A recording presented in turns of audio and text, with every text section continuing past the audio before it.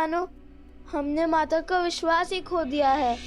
मैंने तो कहा था कि हनुमान जी को हमेशा शुभ होने का संदेशा हुआ है, किंतु माता है कि हमारी बात ही नहीं सुन रही। और न जाने ये ऋषि भारद्वाज कहाँ रह गए। क्या करे भैया, शिविर की ओर चले? नहीं कुश, हम भगवान वाल्मीकि की आज्ञा से आश्रम में आए थे, तो उनकी बिना अनुमति के हम बाहर भी नहीं जा सकते। किंतु हमने शीघ्र ही कुछ नहीं किया तो? तुम्हें जो करना था कर चुके। ऋषिवर? भगवान वाल्मीकि को जो करना था उन्होंने कर दिया। अर्थात?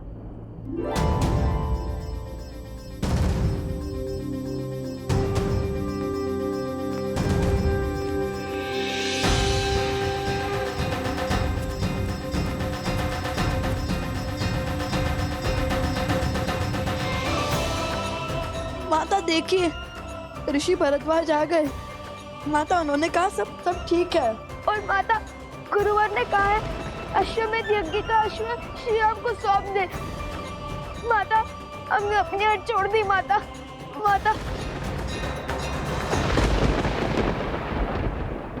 माता आंखें खोलिए ना माता, हमसे बात कीजिए।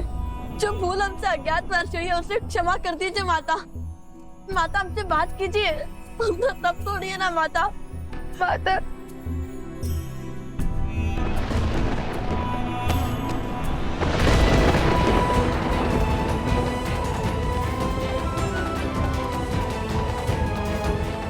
माता आंखें खोलिए ना।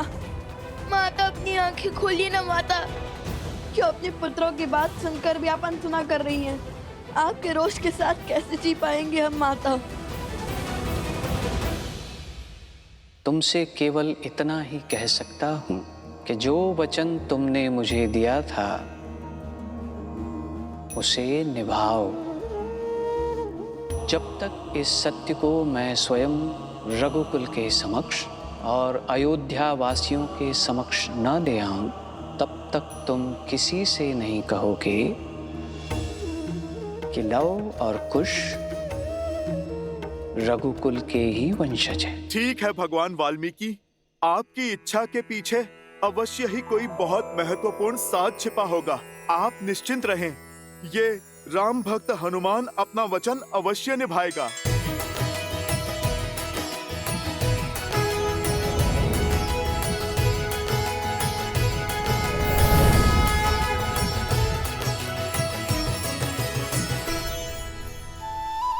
चिंता मिटी तो अब भूख सताने लगी। चलो कुछ खा ही लेता हूँ।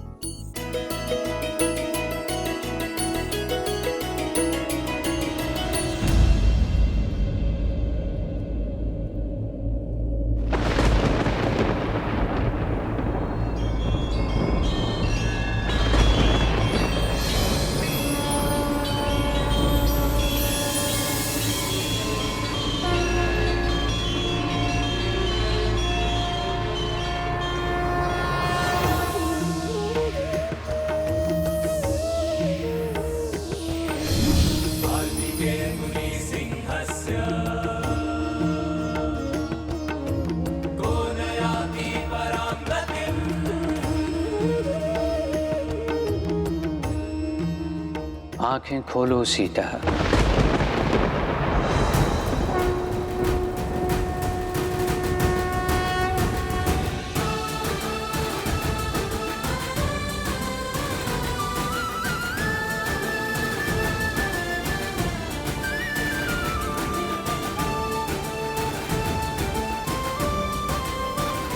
प्रणाम भगवान वाल्मीकि जी।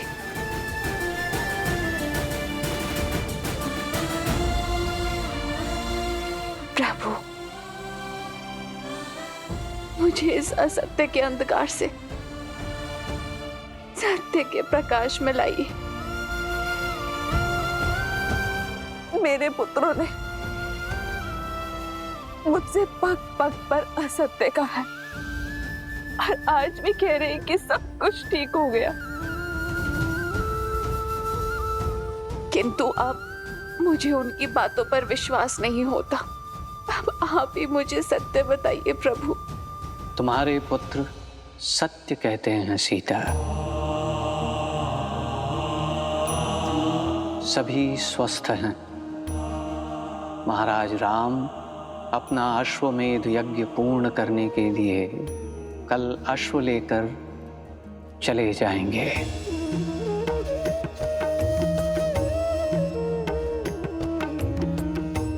किंतु मैं यहाँ केवल ये कहने आया हूँ कि मेरे शिष्यों ने कोई अधर्म, कोई भूल नहीं की, बल्कि उन्होंने तो मेरी सीख को और आगे बढ़ाया है। अयोध्या में जो लोक अपवाद फैला, जिसके परिणाम स्वरूप अयोध्या वासियों ने अपनी ही महारानी पर लांछन लगाए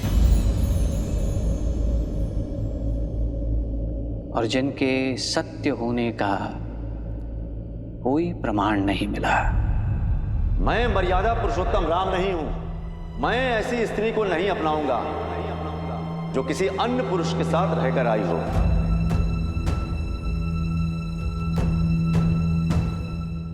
सियाराम दूर हुए ताकि एक नई सोच को जन्म दे सके जो लोकापवाद से मलिन ना हो। एक ऐसा समाज बनाएं जहां नारी को बार बार अपनी परीक्षा ना देनी पड़े। और वो सोच अधूरी रही। लवकुश ने यही सोच पूर्ण करने के लिए जो कुछ भी किया वो धर्म सम्मत भी है और नीति सम्मत भी। तुम्हें तो गर्व होना चाहिए कि ये न जानते हुए भी कि सीता ही उनकी माता है। लवकुश, एक नारी के सम्मान के लिए संसार के सर्वश्रेष्ठ धनुर्धर और महान योद्धाओं के विरुद्ध भी खड़े होने में भयभीत नहीं हुए।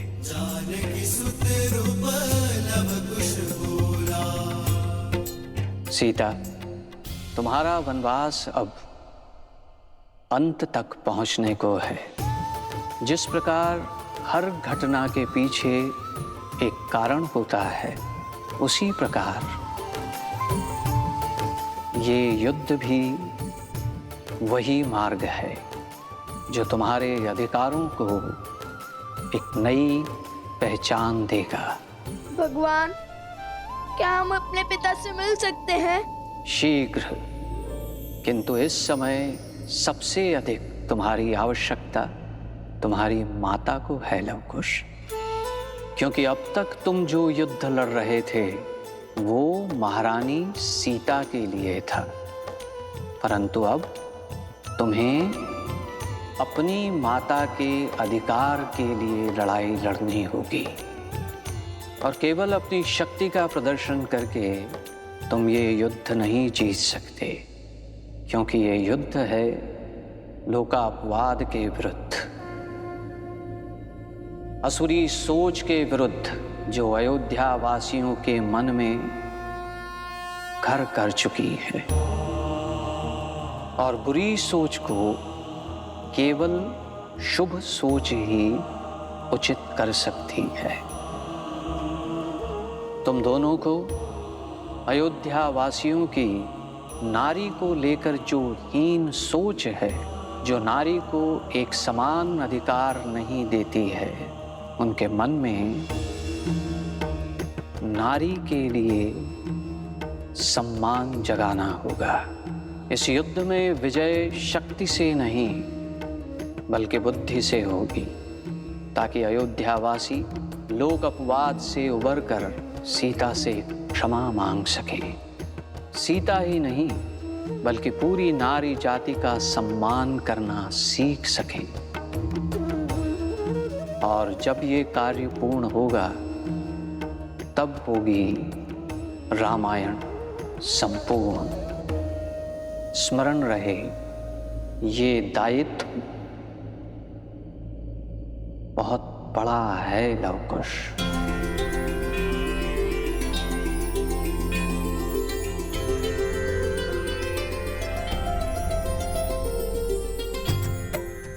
अपनी माता के चरणों की सौगंध है गुरुवर।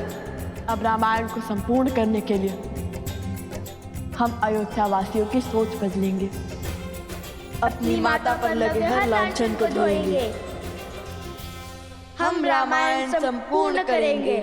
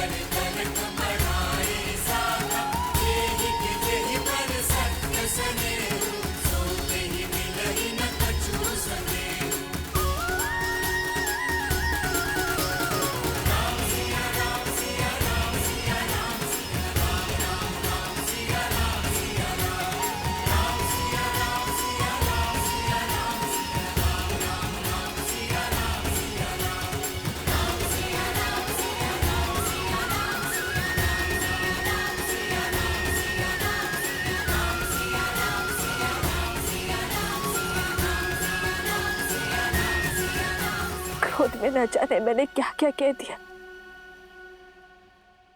मुझे क्षमा कर दीजिए।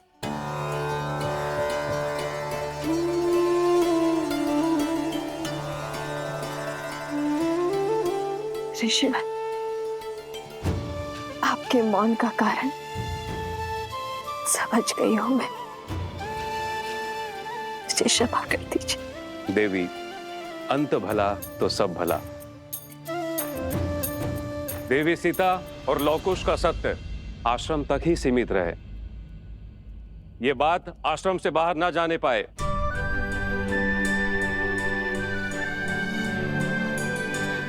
महारानी सीता, धन्य हुई मैं कि मेरा समय आपके सानिध्य में बीता, आपके आशीष छाया में बीता। क्षमा करना मुझे ज्ञानी को। बचपन से मिथिला के हर गली में बस आपकी कहानियां सुनती आई हूं, किंतु फिर भी आपको पहचान नहीं पाई, जबकि आपका हर वचन, आपके हर कर्म बिल्कुल वही थे जो कहानियों में सुनती आई हूं।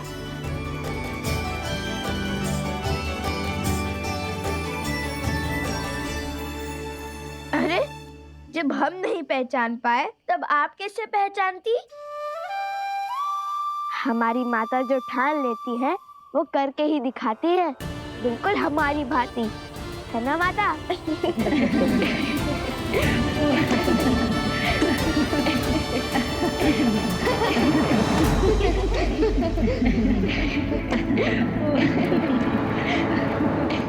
बस बंद करो मेरी हार पर उड़ रहे इस उपहास को, मौन करो इन सबको।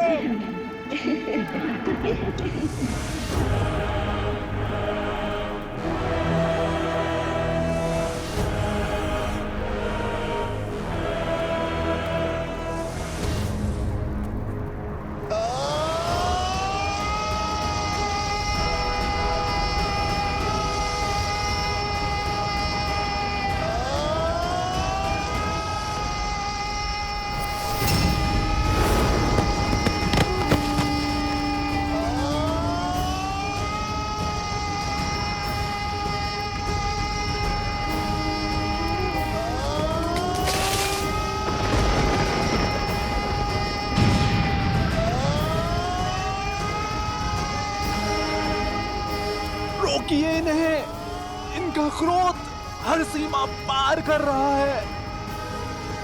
कहीं रघुवंश का अंत करने वाले का ही अंत ना हो जाए। रुक जाइए भैया, शांत हो जाइए, शांत हो जाइए भैया, शांत हो जाइए भैया, शांत हो जाइए।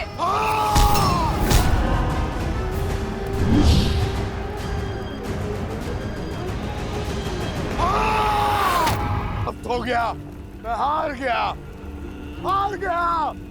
उन दो ऋषि कुमारों ने मुझे परास्त कर दिया। हाँ!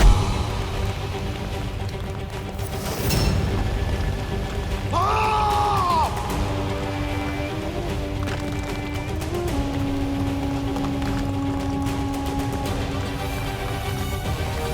चलिए चलिए यहाँ से। नहीं, मैं अपने भाई को छोड़ के कहीं नहीं जाऊंगी।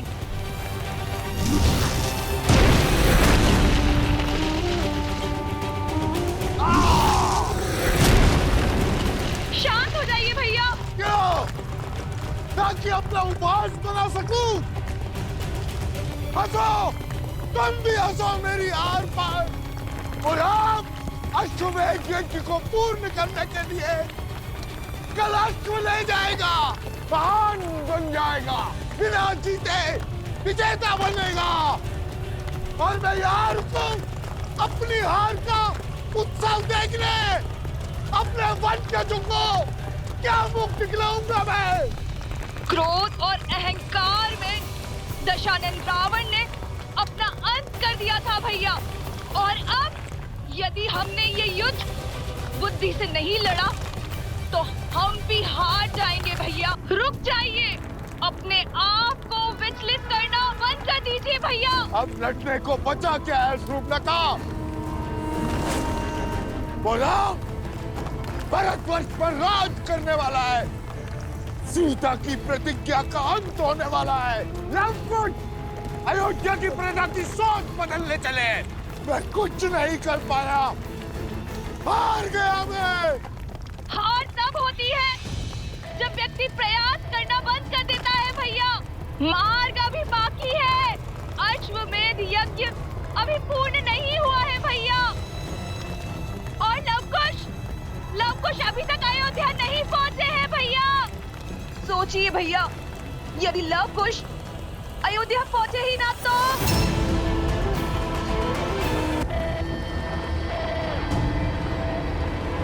अश्वमेध यज्ञ अभी पूर्ण नहीं हुआ है भैया। और लवकुश अभी तक अयोध्या नहीं पहुंचे हैं भैया। सोचिए भैया, यदि लवकुश अयोध्या पहुंचे ही ना तो इस बार हम ऐसा वार करेंगे जिसकी काट उनके पास नहीं होगी भैया। अभी समय है और अवसर भी है भैया।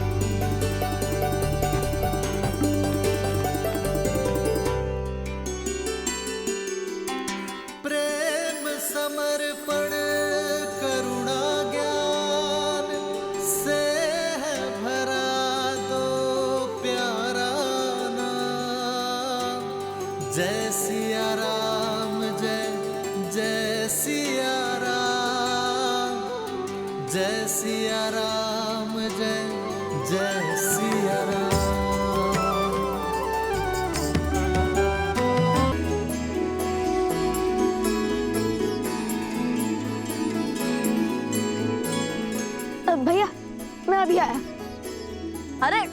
अरे कहाँ जा रहे हो कुश? कुश!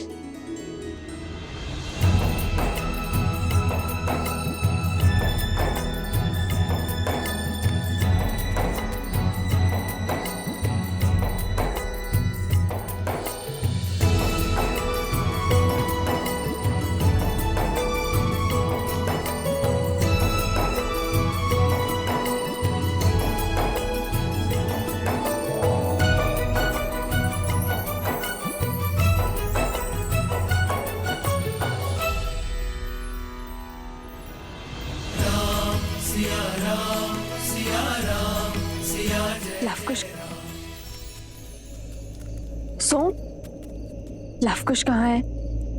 हम यहाँ हैं हम माता। यहाँ है माता।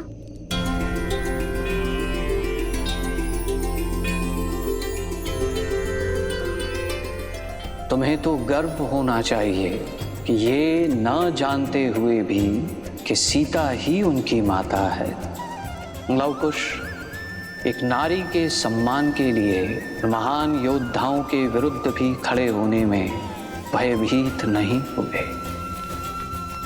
कुछ अद्भुत इच्छा आ गई थी माता मन में, बस वही पूर्ण करने चले गए थे। और वो आप शीघ्र ही जान जाएंगी।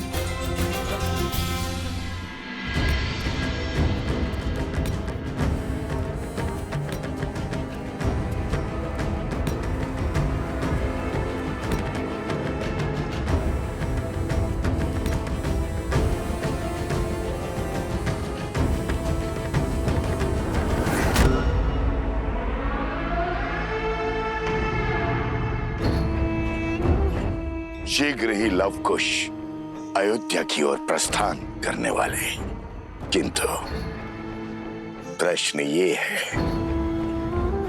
क्या मैं उन्हें अयोध्या पहुंचने दूंगा?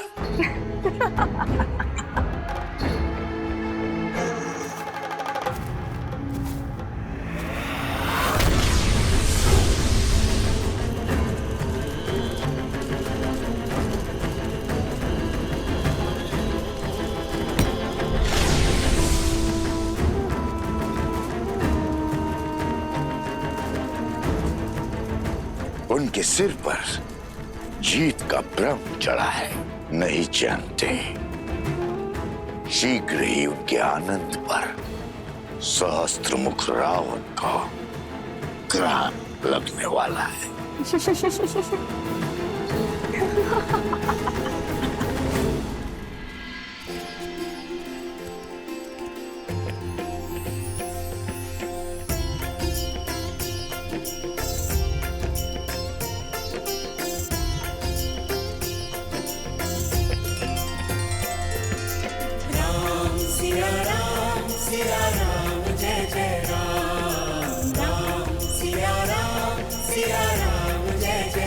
मेरा हनुमान कहाँ है? जहाँ प्रभु स्मरण करे वहाँ हनुमान उपस्थित है प्रभु।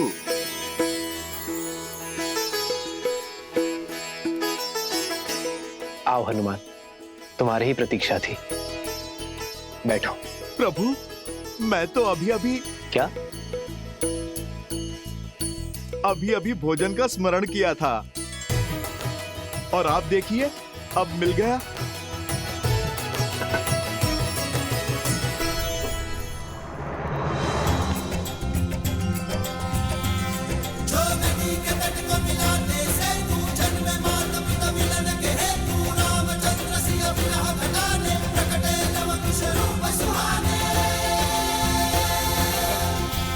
सोम, हाँ हाँ, कहाँ खो गए थे? कहाँ खो गए सोम? खाओ ना, खाओ खाओ। खाओ खाओ। अरे बस बस, मैं सोम कर लूं, श्री हनुमान जी नहीं। और कितना खाऊंगा? अब तो हमारे भाग का भी तुम्हें ही खाना होगा। इस यात्रा में जितनी कठिनाइयां हमने सही है, इससे अधिक कठिनाइयां तुमने भी सही है। तो जिस मित्र ने हमारे भाग का दुख सहा, वो सुख भी तो भोगेगा ना। जिसने हमारे भाग्य के कड़वे फल चखे, वो मीठे लड्डू भी खाएगा।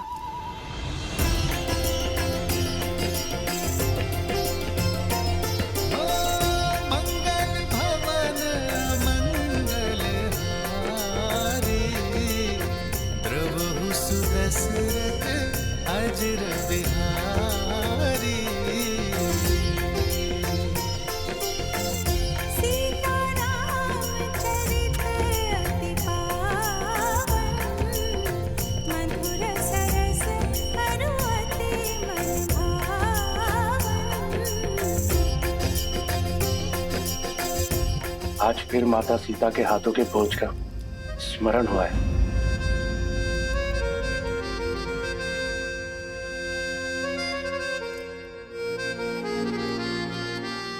सत्य कहा, भाभी माँ के हाथ का बना भोजन तो भुलाया ही नहीं जा सकता। हाँ देवियों, अद्भुत भोजन बनाया है।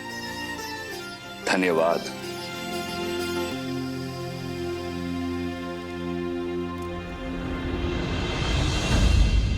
कहिए कि छोड़ दिया आपने अपनी पत्नी को? क्या घटा था ऐसा जिसके कारण आपको ये निर्णय लेना पड़ा? ढूंढिए माता सीता को, उन्हें स्वीकारिए। माता सीता का स्थान कोई स्वर्ण मूर्ति नहीं ले सकती।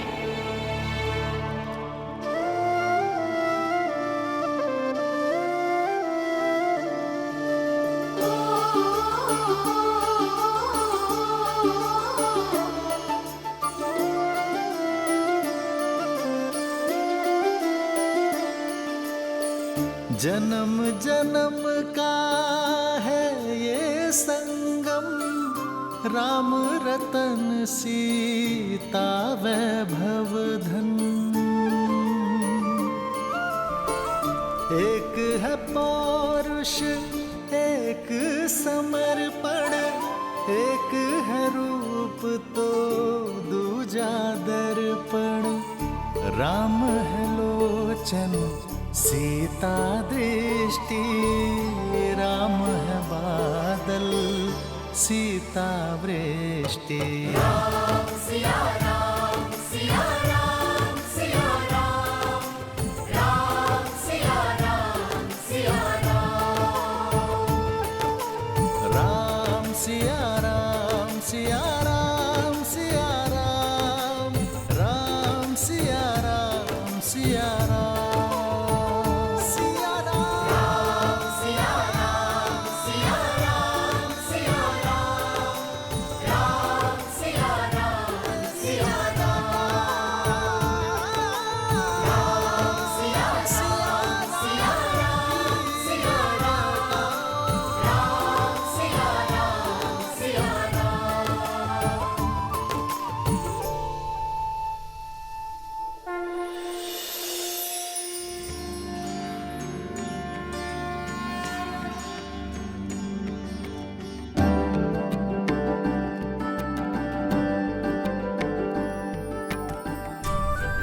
लव कुश, भगवान वाल्मीकि के आदेश अनुसार मैं तुम दोनों को अश्वमेध यज्ञ समाप्ति के सुअवसर पर अयोध्या लेकर जाऊंगा। जाओ और जाकर प्रस्थान की तैयारी करो। कौशल के आज का, कौशल के आने वाले कल से भेंट का समय आ गया। जो आज्ञा गुरुवर। माता, माता समय आ गया माता। माता, माता प्रतीक्षा पूर्ण हुई, समय आ गया माता।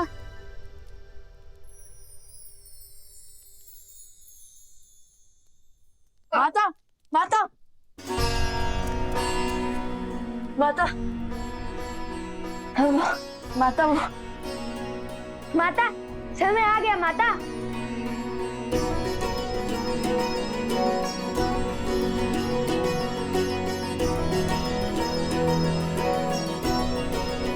अयोध्या जाने का समय? हाँ माता, हम अयोध्या जा रहे हैं। और आप भी सज रहिएगा। हाँ माता, देखिएगा शीघ्र ही पूरा परिवार आपको लेने आएगा। हर अयोध्या वासी आपके समक्ष होगा, आपको मनाने आएगा और हर अयोध्या वासी को अपनी भूल का आभास करवाएंगे हम। और वो भी बिना किसी अस्त्र शस्त्र के प्रयोग से। और इस बार हम किसी के भी समक्ष शक्ति का प्रयोग नहीं करेंगे, बुद्धि का प्रयोग करेंगे। आपको तो पहले ही अयोध्या जाने की सूचना मिल गई थी। सबसे महत्वपूर्ण सामग्री पहले ही सज हो गई। माता को अपने पुत्रों की हर आवश्यकता का बोध होता है। ये मार्ग के लिए है, अभी समाप्त कर दोगे क्या? जैसी महारानी की आज्ञा।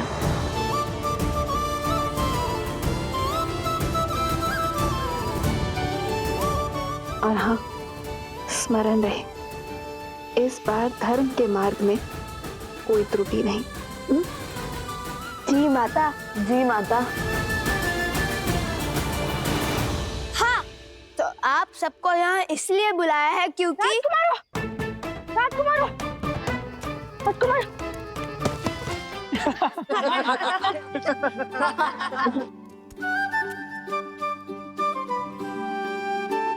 अरे अधिक उत्सुकता में ऐसा ही होता है। अरे क्रोधित ना हो, मैं तो केवल अपना अनुभव बता रहा था। कहिए राजकुमारों, क्यों बुलाया हम सबको यहाँ? क्यों बार बार राजकुमार राजकुमार का गान गा रहे हो?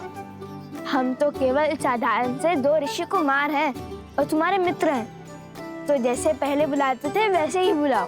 पहले की बात और थी, पहले आप अपने ही सत्य से अनभिज्ञ थे, अब तो सब जानते हैं ना। नाम से बुलाया तो कहीं आप क्रोधित ना हो जाए। महाराज राम और देवी सीता के पुत्र तो कुछ भी कर सकते हैं ना।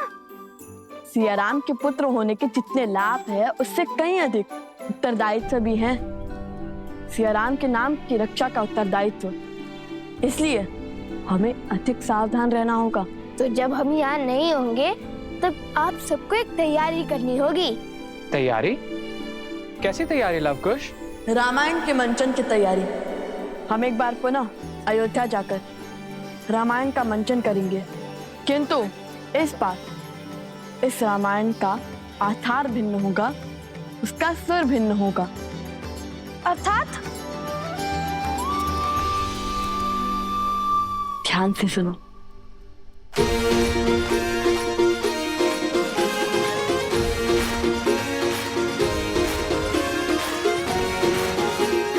समझ गए ना?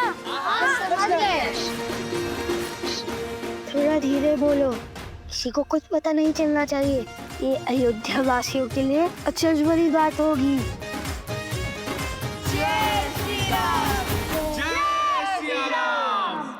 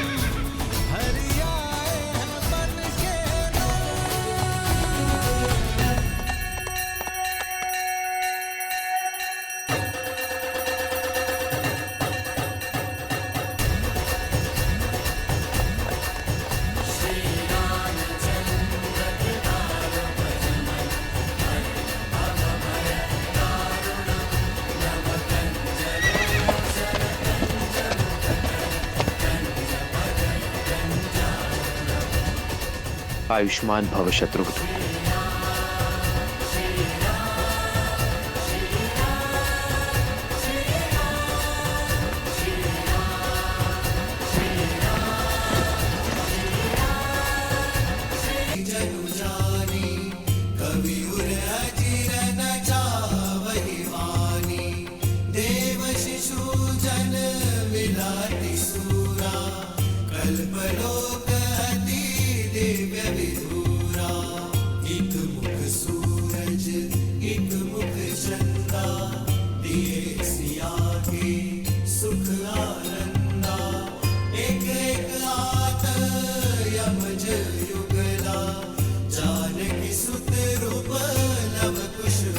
तुम जिनसे मिलने जा रहे हो वो तुम्हारे अपने हैं, चाहे स्थिति और परिस्थिति कितनी ही विकट क्यों ना हो।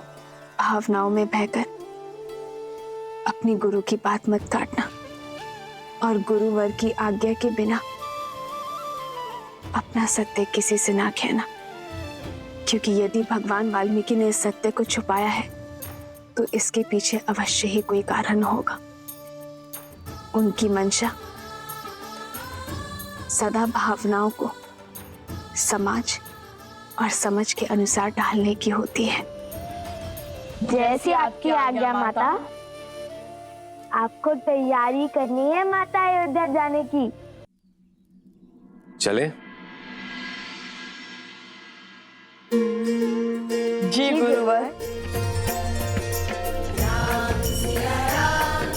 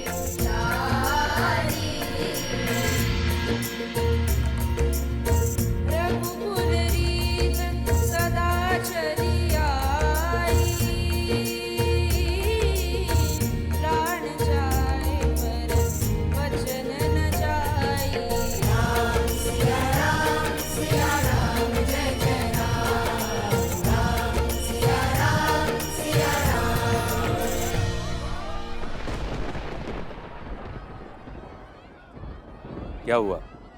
रुक क्यों गए?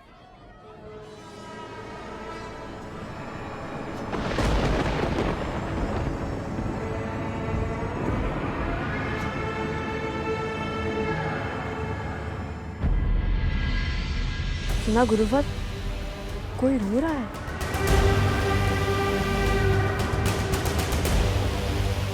जाओ लवकुश जाओ, जिस ओर तुम पग बढ़ा रहे हो वो तुम्हारी मृत्यु का मार्ग है। आओ।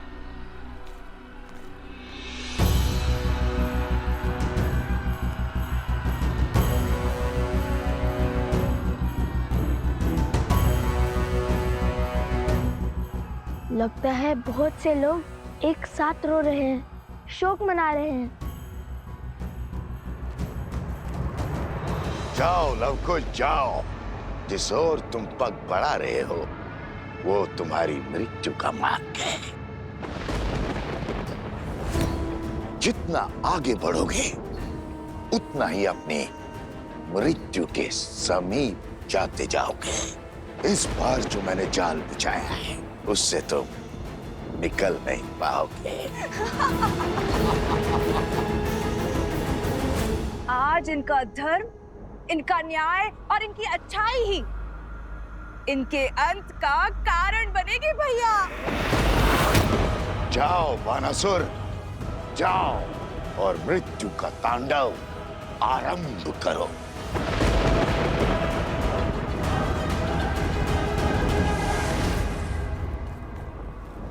मुझे किसी नकारात्मक ऊर्जा का आभास हो रहा है।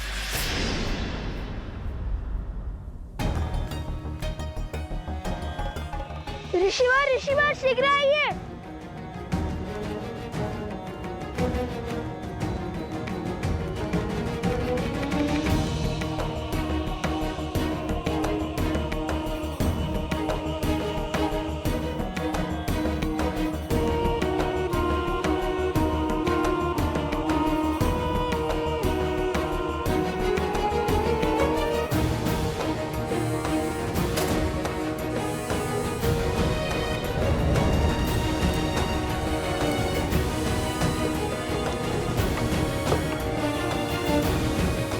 हमें चलकर देखना होगा कि समस्या क्या है।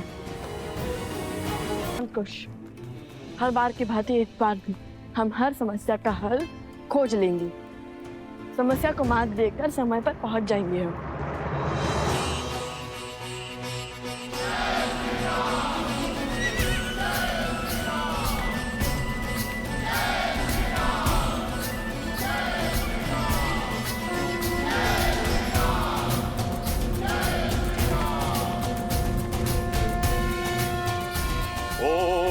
मंत्रहीनम क्रियाहीनम भक्तिहीनम सुरेश्वर यत् पूजितं मया देव परिपूर्ण तदस्तु मे इदाक प्रभ्रष्टं मात्राहीनम च यद् भवेत् तत्तं क्षमत्याम देव प्रतीद परमेश्वर।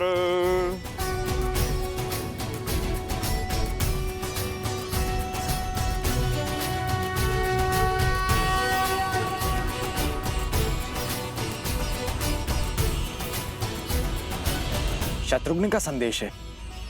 हमारा अश्व भ्रमण करता हुआ सकुशलता से आगे बढ़ रहा है। वो शीघ्र ही अयोध्या पहुंच जाएगा।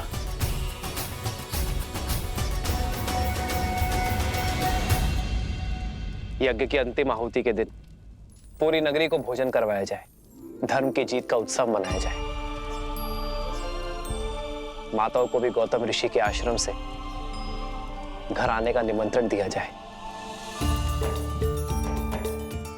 तुम्हारे पुत्रों को भी गुरुकुल से घर बुलवाया जाए। कितना शुभ अवसर है ना, इतने वर्षों बाद पूरा परिवार साथ होगा। बस अब एक ही इच्छा मन के सागर में गोते लगाई जा रही है कि त्रिकालदर्शी भगवान वाल्मीकि शीघ्र अतिशीघ्र लवकुश को अयोध्या लेकर आए। जब से उनकी मन की बात का बोध हुआ है तब से हमारी उनसे मिलने की इच्छा और प्रबल हो गई। जब वो आए ना तो सबसे पहले हमें बताइएगा, हम उनके लिए स्वादिष्ट भोजन बनाएंगे और देखना वो झटपट सब चट कर जाएंगे।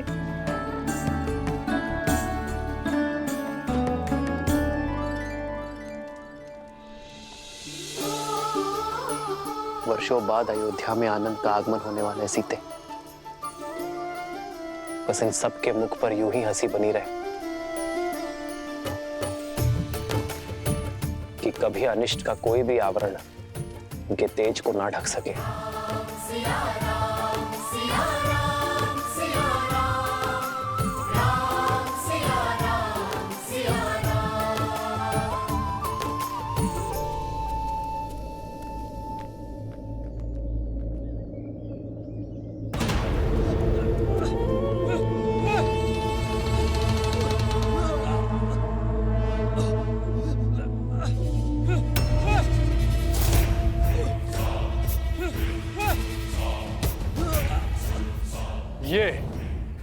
ये भिक्षा देकर मेरा अपमान कर रहे हो? हाँ, बोलो।